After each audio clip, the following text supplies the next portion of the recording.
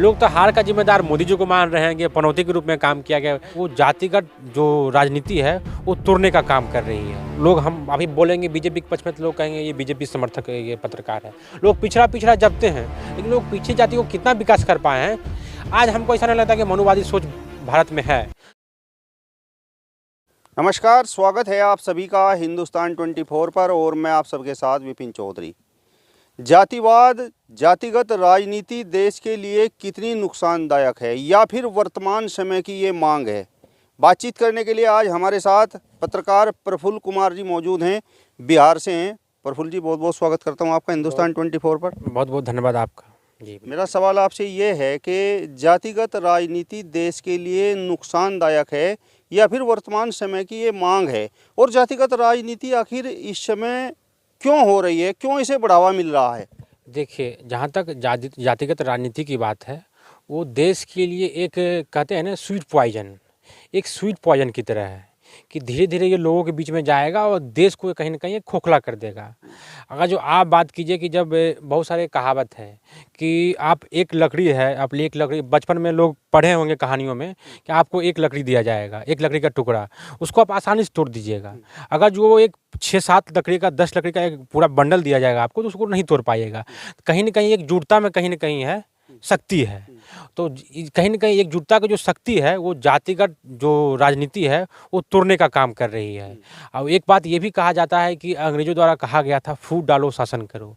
जिस तरह से अंग्रेजों ने फूट डालने का काम किया भारतीयों में और उसके बाद शासन किया, उसी तरह कहीं ना कहीं जातिगत राजनीति ये है कहलाती है कि आप जातिगत राजनीति का फैलाव करो, उसको बढ़ावा दो और शासन करो। तो कहीं ना कहीं देखा जाए तो ये एक नकारात्मक पक्ष माना जाता है पूरे राजनीति के लिए। राजनीति तो फायदा लोगों को होंगे जो जातिगत राजनीति पर जो टिके हुए हैं, तो कहीं ना कहीं जातिगत राजनीति एक स्वीट पॉइजन की तरह पूरे भारत में काम कर रही है वर्तमान समय में जी। प्रफुल्ल जी, मेरा सवाल आपसे ये है कि ये जो जातिगत राजनीति है इसको बढ़ावा बीजेपी की तरफ से मिल रहा है या फिर जो बीजेपी के विरोध में पार्टियां हैं वो ये काम कर रही हैं? देखिए, अगर जो जातिगत राजनीति का इतिहास देखिएगा तो ये लंबे वक्त से चलता आ रहा है। आज़ादी के बाद तो लोग एकजुट रहे हैं एक तरफा, क्योंकि उस समय पार्टी एकमात्र कांग्रेस थी और विपक्ष में सीपीआई या सीपीएम और फिर बाद में जाके जनसंघ और फिर बीजेपी बनी है। तो धीरे धीरे फैलता गया। लेकिन जातिगत राजनीति की बात करें तो 1960 के बाद 1960 और 70 के दशक में उस समय से जातिगत राजनीति का फैलाव हुआ, जिस कारण बस आप देख सकते हैं कि उस समय द्रविड़ आंदोलन चला था। उसके बाद अलग अलग राज्यों में जातिगत आरक्षण को लेकर, अलग अलग मांगों को लेकर राजनीति की गई थी। उसकी 60 और 70 के बाद से कहीं ना कहीं पूरे 80 या 90 तक पूरे भारत में जातिगत राजनीति कहीं ना कहीं हावी हो गया और वो लगातार चलता गया, जिसके बाद अलग अलग लोगों द्वारा अलग अलग मांग की गई। बीच में आप 1990 के आसपास देख सकते हैं कि मंडल आयोग बना, उसके बाद मंडल कमीशन आया और मंडल कमीशन के आधार पर जब ये किया गया कि वहाँ पर जब लागू किया गया ओबीसी को लेकर 27% आरक्षण, उसके बाद तो और ज़्यादा जाति का आग सुलगता गया पूरे भारत में। और कहीं ना कहीं इसमें नकारात्मक पक्ष भी देखिए, आरक्षण अपनी जगह चलो ठीक है, आरक्षण दे रहे हैं लोगों को, लेकिन जो जातिगत राजनीति जो लोगों को मन में भ्रांतियां फैलाने का जो काम किया जा रहा है वो कहीं ना कहीं नुकसान, भारत के लिए एक नुकसानदायक है। अब वर्तमान समय में अगर जो आप बीजेपी और कांग्रेस की बात कर रहे हैं, तो अगर जो वर्तमान राजनीति की हम बात करते हैं तो वर्तमान राजनीति में, क्योंकि आप मानिए ना मानिए, लेकिन जो भी कहा जाए कि मोदी अभी सबसे बड़ा फैक्टर माना जाता है पूरे भारत में राजनीति में, कि मोदी को हरा नहीं सकता है।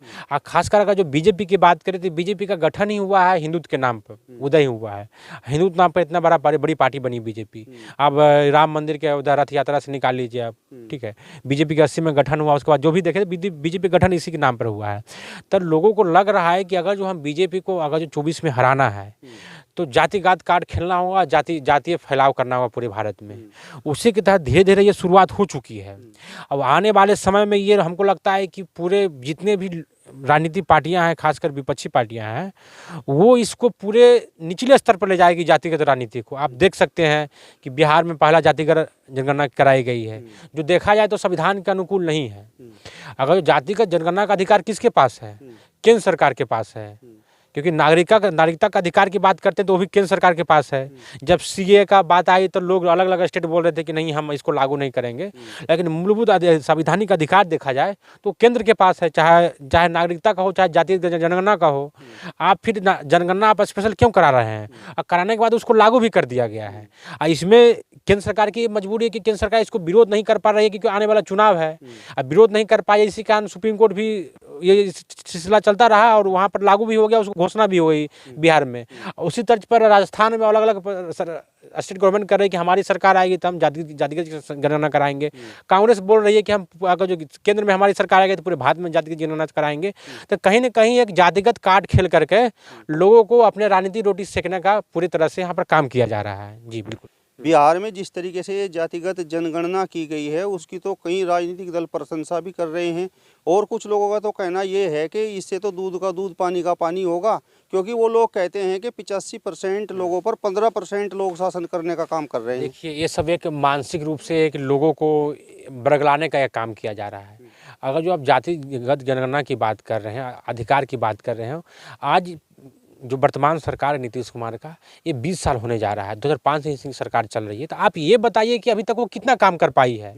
आज पूरे भारत में जो नीति आयोग का जो रिपोर्ट आया है उसमें बिहार क्यों पिछड़ा हुआ है?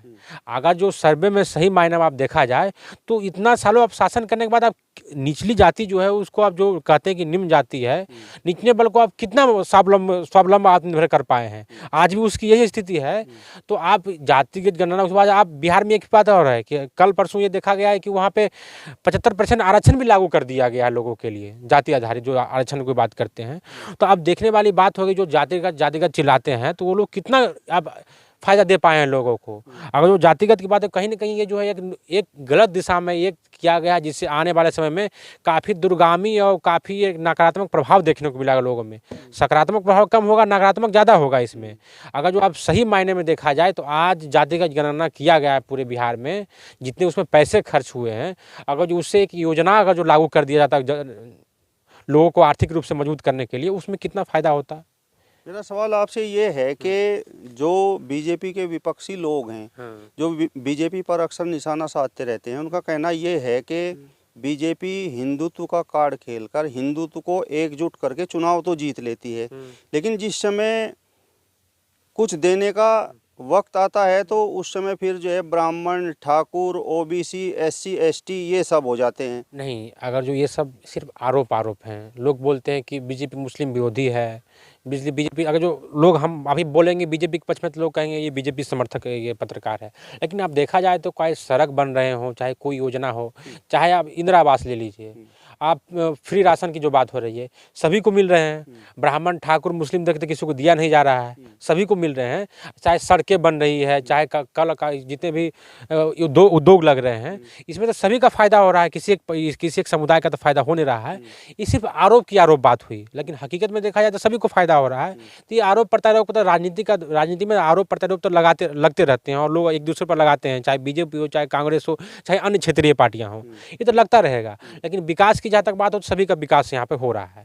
जहाँ तक जातिगत जनगणना की बात है, अभी हम एक बात बोलना भूल गए थे, लोग जातिगत जनगणना का समर्थन जो लोग कर रहे हैं, आप जब अगर जो बिहार में जातिगत जनगणना हुआ है, आज से 5 साल बाद फिर से एक सर्वे किया जाए, आर्थिक सर्वे, कि जातिगत जनगणना के बाद कितना जो पिछड़ी जातियाँ उनको कितना विकास हो पाया है। आप देखिएगा कि उसके विकास में और घटेगा विकास। तो जातिगत गणना किसी के निचली जाति के विकास में ये कोई तुक नहीं बैठता, कोई एक ठोस कदम नहीं है। आप निचली जातियों को कितना पैसा दे रहे हो, कितना मजबूत कर रहे हो, उसकी बात है। जातिगत गणना से कोई विकास होने वाला नहीं है, जहाँ तक हमको लगता है। मतलब आपके कहने का तात्पर्य ये है कि उत्तर प्रदेश में मायावती मुख्यमंत्री रही तो दलित समाज का कुछ भला नहीं कर पाई, उत्तर प्रदेश में मुख्यमंत्री अखिलेश यादव कर रहे तो यादव समाज का कुछ भला नहीं कर पाए। आप आंकड़ा निकालिए ना, आप आंकड़ा निकालिए कि जितने भी जातिगत आधारित जो पार्टियां हैं वो अपने जब भी वो सत्ता में प्रत्यक्ष रूप से भागीदारी रही है, चाहे किसी गठबंधन की तरफ भागीदारी रही है, आप ये देखिए अपनी जाति को कितना विकास कर पाई है। चाहे मायावती को देख लीजिए, मायावती बड़ा बड़ा पार्क बना रही है, बड़ा बड़ा इतने संपत्ति का आगे देखा जाए तो संपत्ति के मामले में मायावती भी आती है कि सबसे अमीर मुख्यमंत्री मानी जाती थी उस समय जब मुख्यमंत्री थी वो। तो कहीं न कहीं देखा जाए जो जितने भी जाति आधारित पार्टियां हैं वो अपना विकास करने में ज़्यादा महत्व रखती है और अपनी जो अब उनकी जाति है जो बिरादरी से आते हैं उनका विकास करने में कम ध्यान रखती है। आप एक पूरे भारत में एक आंकड़ा निकाला जाए कि चाहे सपा हो, चाहे बसपा हो, चाहे जितने भी पार्टियाँ, चाहे बिहार में देख लीजिए, चाहे आप एलजेपी हो, चाहे अलग अलग पार्टियाँ जो आधारित है, यादवों की पार्टियाँ जो है, लालू यादव को कहा जाता है आरजेडी को, वो कितना पिछड़ी जातियों का विकास कर पाई है। लोग पिछड़ा जपते हैं लेकिन लोग पिछड़ी जाति को कितना विकास कर पाए हैं वो एक सर्वे निकाला जाए तब पता चलेगा कि कौन सी पार्टी कितना विकास, सरकार कितनी विकास कर पाई है कितनी ये जातियों को। जी बिल्कुल। मेरा सवाल आपसे ये है कि ये जो लोग जातिगत राजनीति को हवा दे रहे हैं ये केवल हिंदुओं में है या मुस्लिमों में भी इसी तरीके से है?